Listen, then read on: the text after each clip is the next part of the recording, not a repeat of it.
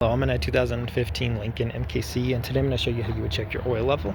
So while the hood's open, you'll look for this dipstick, and while the motor's off, you pull this out, and then wipe it clean with a rag or paper towel, and stick it all the way back in, pull it right back out, and at that point then you check on the bottom here where those two dots are, in that kind of plaid grid pattern. There should be oil up through there that you can see.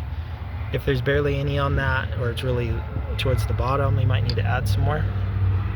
So stick this all the way back in, and then while the motor's off still, this would be the cap you unscrew to add your oil. And make sure you're using the proper type of oil, as well as the same synthetic conventional you've been using.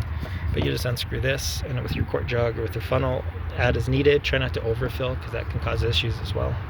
But screw this on nice and tight, and then I'd turn the motor on for like 10-20 seconds to get the new oil to circulate.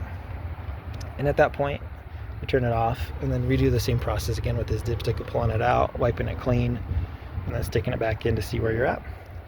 And you shouldn't do any of this in lieu of regular oil changes, which typically you do by putting the vehicle on the lift, going underneath where the oil pan is, unscrewing the cap, draining all the old oil out, replacing any filters, and screwing it back on nice and tight.